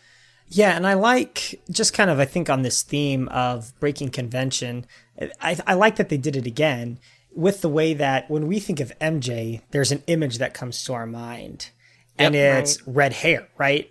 And this was a complete... It's a white girl with red hair, and it's just like this was unexpected, and she acts a certain way. She's cool and popular and all of that, and I loved how they did that. Same thing with Flash. I felt like Flash, I'm used to being a certain way, or in my mind, he's just this typical jock jerk, and in this one, he's totally not. He's a jerk. But he's also... He's like an academic. He's also stupid. And you're like, nobody likes you. You're not likable. Yeah. And so it was just... I loved how they changed a lot of the things about what we thought these characters in Spider-Man were, including... And let me know if we were going to talk about this later or whatever, but I like how they flipped... You mentioned this, but kind of... They've altered what we believe Spider-Man to be. Like, when I look at Peter Parker, I've been taught that he's a, loser, kind of. And when I watched this movie, I was like, oh, he's kind of like me when I was in high school. Like, he's much more relatable than Tobey Maguire's was. I wasn't chasing after a bus and banging on it and kids were laughing at me. And that may be the truth for some people, right? I'm certainly not trying to deny that. But I think this one was more successful as a movie because, at least me, I related to Tom Holland's version more than I related to Andrew Garfield's or Peter Parker or Tobey Maguire's, because it felt more like realistic to what we may have experienced in high school. Does that make... At least for me and my experience, because it's not like I was cool, but I also wasn't like being made fun of constantly and like being like a weird like stalker picture taker. I was like relatively normal, and I was on the academic challenge team, y'all. I went to one of those things and I buzzed the buzzer. And I was definitely not the smartest guy there, and I did it because I needed some more extracurriculars to get into colleges. But I mean, for me, this is the most relatable story being told, the most relatable Spider-Man to the mass population. I think what's interesting to remember is like we have these kind of like preconceived like notions based on some previous films. If you're just going off the films of like how Flash looks, how MJ looks, and kind of the relationship. But what's interesting is like, let's take the Tobey Maguire movies for a second. Those movies go right back to some of the original comics, how they were written in the 1960s by Stan Lee and Jack Kirby, and how they were done, But Spider-Man, the story and the character, has existed in comic books since the 60s, and eventually, they kind of do the whole, he gets a little older, he leaves high school, he gets a job at the Daily Bugle, he marries MJ, and then there's also been ones where, he's ended up with,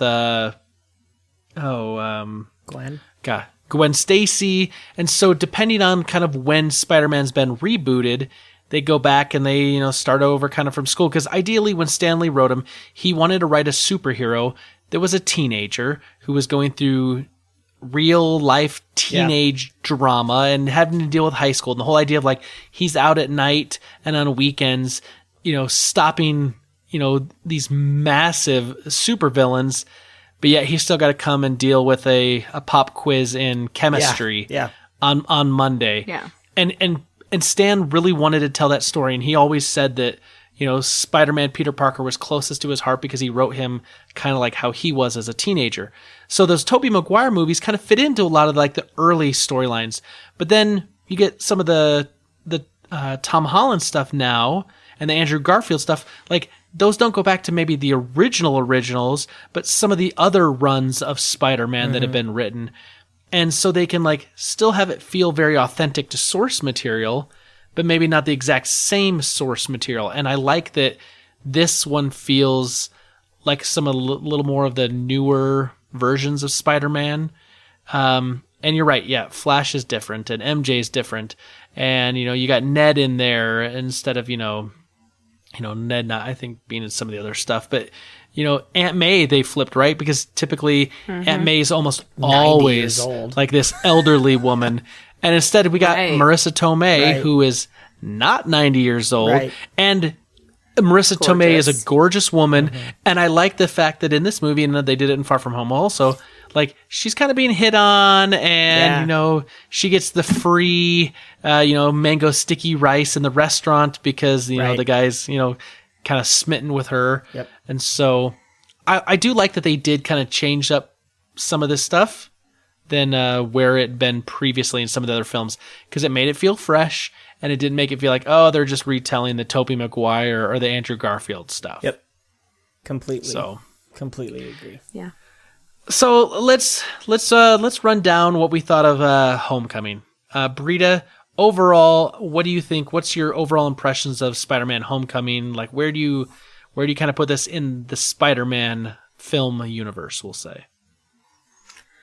Well, I like it very much. Like a lot. I remember being very surprised and really enjoying it. For me, it's above the Tobey Maguire ones. They're kind of my least favorite. Yeah, probably the Tom Holland ones are both my favorites, although I do like the Andrew Garfield ones as well. So, I really enjoyed it. It's super fun. It has a lot to offer. I felt like it was a good movie that we could show our kids. We just had to kind of bleep out a couple things. Little language.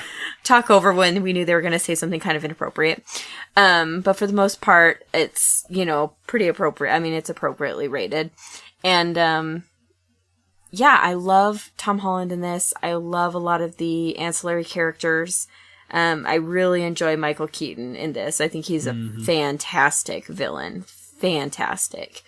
And, I like the story and it's a fun movie. It's up there. It's definitely not one of my top comic movies ever, but it's up there for sure. What about you, Matt? I love it.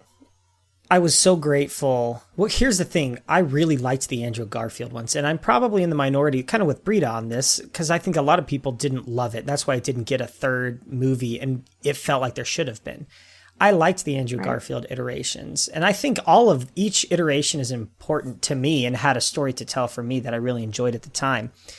But this one, it felt the most right. And that's it. I really, really, really was happy. I really, really, really liked it. I loved the nods to previous MCU movies. It made it feel kind of more big than a standalone film felt when Tobey Maguire was there or Andrew Garfield, because it just felt more important. You know, you were in this club and you get the nods, right? You get the war criminal nods. If you miss Civil War, you're like, I don't know why Captain America's war, you know, there are these little nods where it felt like I'm part of the club and like, I get it. And that makes me feel cool. And they reward you for that, which more money to Disney because they do that on purpose. But, it's hard for me to, you know, where does this rank in the Star Wars or in the in the Spider-Man franchise? That's hard because there are some really, really, really great films. I think probably just for being important to me, Spider-Man 2 with Tobey Maguire is probably my favorite still, just because of where I was in high school at the time and how I felt and what those movies meant to me at that moment. So there's probably some nostalgia that goes into that. I probably need to rewatch it just to make sure I'm not talking out my butt right now.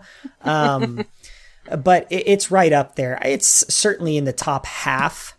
And I mean, it's like right in that realm of Spider-Man 2, Far From Home, Homecoming, and Into the Spider-Verse are all like top tier for me. That's probably my top tier of Spider-Man films. So this one, because of what it did for the franchise in forwarding interest in Spider-Man, instead of like Britta was not excited to see this movie because it was tired. And I think it made it not tired anymore. People were excited about it. And as evidenced by Far From Home, it made over $1 billion. People are interested in Spider-Man again. Yep. I agree. I agree with what you both said. I think for me, this film and this film in particular really did help breathe life back into Spider-Man. And fans were so excited to see Spider-Man in the MCU, especially Marvel fans. It's something we wanted to have seen for a long time, because now we have this shared universe and all these Marvel characters, others that we're now going to finally get back here down the road, like the Fantastic Four and the X-Men. All of these characters came out of the Marvel comics, and they all shared a universe there. And so we had tons of stories where they all crossed over and interplayed with each other. And we've been kind of locked out. And knowing that we were going to get a MCU version of Spider-Man was a big, massive event that obviously the fandom went crazy for. And I think it was a great movie, and I think it holds up on a rewatch. I think it's got a lot of comedy in it and a lot of little nods to other things, like I mentioned with the Aaron Davis thing, you know, with Donald Glover, and, you know, little hints here and there. And just, I think they did it really, really, really well. And I really do love this movie. But here's my question of the week, because I think that this is something we should talk about. And I think it may be a little hard for us to figure out. Rank the actors who played Peter Parker / Spider-Man from the films, Tobey Maguire, Andrew Garfield, and Tom Holland, and put them in order. Who's number 3 at the bottom? Who's the middle? Who's at the top? Britta, what do you think? I mean, for me, it's no question. The bottom is Tobey Maguire for me.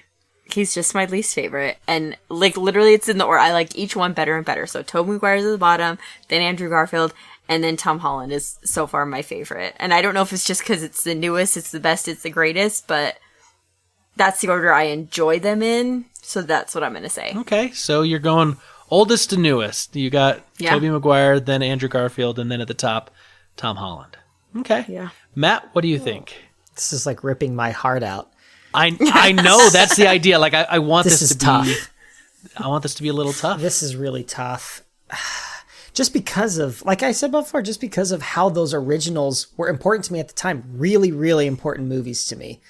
It's really, really tough. But if I take my emotion out of it and I look at who I just like more portraying Spider-Man, I agree with Britta. That's the same order. Same order. Interesting. So based on who I'd want to watch the most, you know? Yeah. So here's my problem. Spider-Man 1 and 2 with Tobey Maguire, I thought were excellent films. The first one set a really good baseline, and the second one is for a long time, I would say, was my favorite Spider-Man film. But then the third movie goes really kind of sideways, and it really just...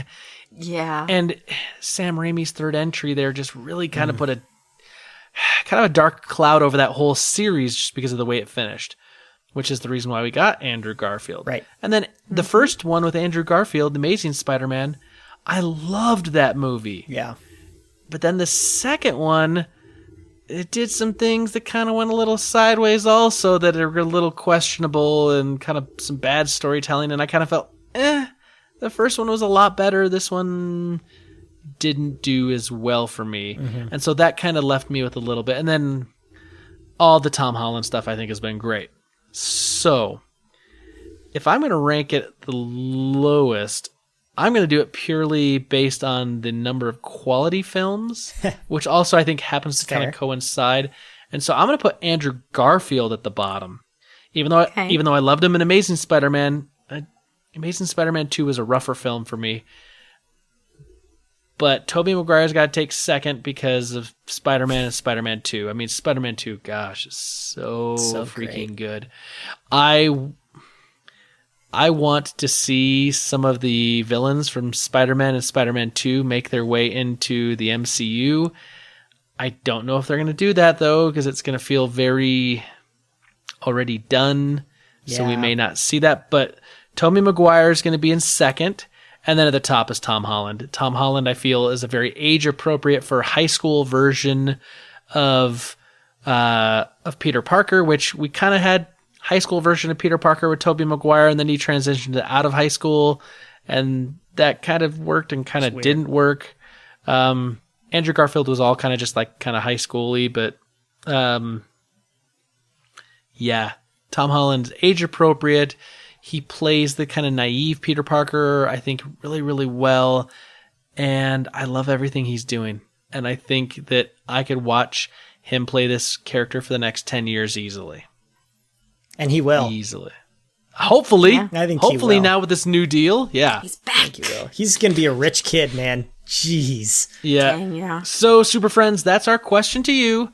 Rank the film actors who played Spider-Man, Tom Holland, Andrew Garfield, and Tobey Maguire, and let us know at all the places, and we will discuss your answers and include reasons why next week, and we'll go over those lists. Britta, thanks for joining us once again for the movie club. Glad we got a chance to kind of go back and relive a movie from just a couple years ago and an MCU film all at the same time, and we got to do it kind of together. That was a lot of fun. Yeah, it was. Thanks for having me back again. Super fun. Yep. We will look forward to the next movie club we do. Awesome. Matt, once again, as always, week after week, a lot of fun. I hope to see you next week, but, with Lando Watch 2019, it could not. I don't know. Super Friends, you're just going to have to tune in next week to find out. Yeah, let's hope I got a son by the time we talk next. Right? Sounds like a plan to me. I can't do anything to help you, but this sounds like a good plan. Yeah. Say good luck. Well, from all of us here at the Fortress of Nerditude to all of you out there, wherever you may be, may the Force be with you, always.